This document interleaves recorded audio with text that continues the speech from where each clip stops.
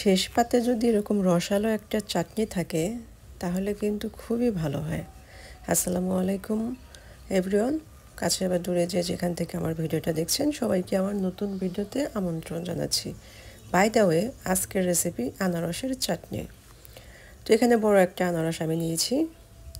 ভিডিওটা শেষ পর্যন্ত দেখবেন, অনেক টিপস অ্যান্ড ট্রিক্স থাকবে। তো একটা কাপড় দিয়ে দেখলেন আমি আনারসের যে পাতাটা সেটা ধরে আলতো করে চাপ দিয়ে আমি ওটা আগলা করে নিলাম। যেহেতু পাতার সাথে আর কি কাটা কাটা অংশ থাকে, আপনার হাতে লেগে যেতে পারে, তার জন্য একটা কাপড় দিয়ে ধরে চাপ দেবেন, তাহলেই হবে।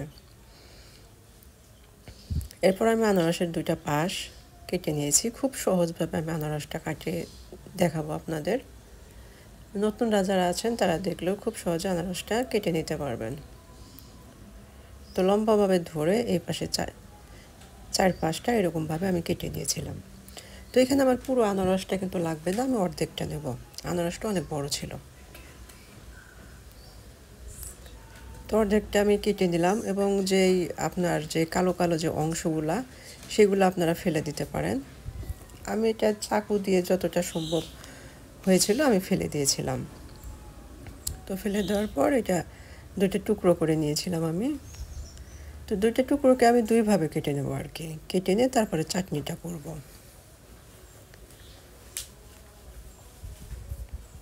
তো অর্ধেকটা আমি আর কি গ্রেটারের মোটা পাশ দিয়ে গ্রেট করে নেব।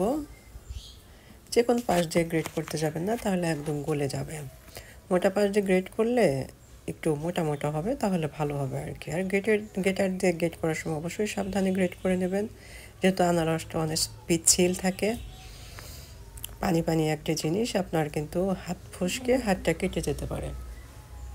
তার জন্য একটু সাবধানে করবেন। আর মাঝখানের যে একটা অংশ আছে সেটা কিন্তু ফেলে দিতে হবে, এটা আমাদের কোনো কাজে লাগবে না। তো অর্ধেকটা আমি গ্রেট করে নিয়েছি, আর বাকি অর্ধেকটা আমি এরকমভাবে কুচি কুচি করে কেটে নিয়েছি। তো আপনারা চাইলে কাজটা বটি দিয়েও করতে পারেন, যার যেরকমভাবে ভালো লাগে আর কি। তো দুভাবে কেটে নেওয়ার কারণটা কি, আপনার অর্ধেকটা আমি গ্রেট করে নিয়েছি, ওটাটা একদম গলে গলে যাবে। আর এরকমভাবে যেটা আমি একটু কেটে নিলাম হালকা একটু বড় বড় করে, এটা হবে কি খাওয়ার সময় আপনার মুখে লাগবে, তখন কিন্তু অনেক সুন্দর লাগবে খেতে, খুবই ভালো লাগবে। তার জন্য আমি দুইভাবে কেটে নিয়েছি। তো টিপস অ্যান্ড ট্রিক্সগুলো অবশ্যই ফলো করবেন। একই প্রসেসে আপনারাও রান্নাটা কমপ্লিট করবেন, তাহলে দেখবেন খেতে খুবই ভালো লাগবে। তো আমি সবগুলোই উঠিয়ে নিলাম। তো যে উপকরণগুলো আমার লাগবে আমি একটু দেখিয়ে দিচ্ছি। এখানে আনারস, তারপরে চিনি নিয়েছি, কিশমিশ নিয়েছি, কাজু বাদাম নিয়েছি, আর নিয়েছি চেরি ফল। চেরি ফলটা কিন্তু খেতে খুবই ভালো লাগে, আর কালারফুল ফল তো এটা যে কোনো খাবারে দিলে দেখতেও অনেক ভালো লাগে। তো মিডিয়াম টু লোতে রেখে আমি আর কি কয়রার ভিতরে গ্রেট করা আনারসটা দিয়ে দিলাম। এরপর সামান্য লবণ দিয়ে দেব। লবণ দিলে আপনার আর কি টক ভাবটা একটু কম লাগবে। তো আনারসটা আমার খুব একটা বেশি টক লাগেনি, মিষ্টি মিষ্টি ছিল। হালকা পানি দিয়ে আনারসটাকে আমি সিদ্ধ করে নেব। চুলার আঁচটা কিন্তু বাড়িয়ে দিতে যাবেন না, লো হিটে রাখবেন, তাহলে ভালো হবে। তো এটা ঢাকনা দিয়ে কিছুক্ষণ আমি রান্না করে নিয়েছিলাম। নেওয়ার পরে এখানে আমি চিনি অ্যাড করে দিয়েছিলাম। এখানে আমি হাফ কাপেরও একটু কম হবে চিনি দিয়েছিলাম। তো আপনাদের আনারসটা কতটা টক বা মিষ্টি তার উপরে নির্ভর করে আপনারা চিনিটা অ্যাড করে দিতে পারেন, যে যেরকম মিষ্টি খেতে চান আর কি। চিনিটা দেওয়ার পর আমি নেড়ে চেড়ে চিনিটা ভালো করে মিশিয়ে নিয়েছিলাম এবং গলে গিয়েছিল একদম। গলে যাওয়ার পরে কিন্তু এখানে আরও কিছু পানি ভেসে আসবে, মানে চিনি থেকে পানি ছাড়বে আর কি। এরপর দিয়েছিলাম আপনার যে কুচিয়ে রেখেছিলাম আনারসটা, বাকি আনারসটাও আমি এই পর্যায়ে দিয়ে দিলাম। দিয়ে দেওয়ার পর এটাও ভালোভাবে মিশিয়ে কিছুক্ষণ সময় রান্না করে নেব। আমি কাজগুলো কিন্তু ধাপে ধাপে করেছি, আপনারাও ধাপে ধাপে করার চেষ্টা করবেন।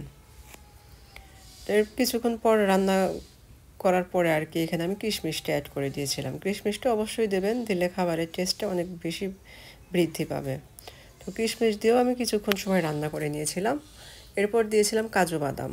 তো বাদামটা দিলে কিন্তু এই চাটনিটা খেতে খুবই ভালো হয়, অসম্ভব একটা টেস্ট আসে আর কি। তো বাদামটা অবশ্যই দিবেন। যদি কাঠবাদাম দিতে চান কাঠবাদামও দিবেন, তবে বাদামের মধ্যে কিন্তু টেস্টফুল বাদাম হলো কাজু বাদাম।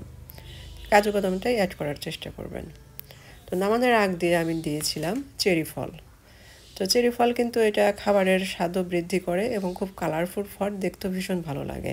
তো এটা খুব একটা আগে দিতে যাবেন না, আগে দিলে আপনার আনারসের কালারটা নষ্ট হয়ে যাবে, যেহেতু চেরি ফলটা রেড কালার। এটা দেওয়ার পরে কিন্তু কালারটা ছাড়ে।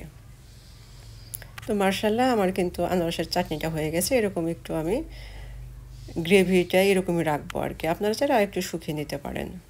তো খেতে কিন্তু খুবই ভালো ছিল, একবারের জন্য হলেও বাসায় ট্রাই করবেন। আনারস কিন্তু অনেক পাওয়া যাচ্ছে বাজারে, তো একবারের জন্য আপনারা এই রেসিপিটা ট্রাই করবেন। কেমন হয়েছিল অবশ্যই আমাকে কমেন্টস বক্সে জানাবেন। তো এটাকে আরও একটু চেরি ফল দিয়ে আমি গার্নিশ করে নিয়েছিলাম, যেন দেখতে আরও লোভনীয় লাগে। তো ভালো থাকবেন সবাই, আবার দেখা হবে নতুন কোনো ভিডিওতে। আল্লাহ হাফেজ।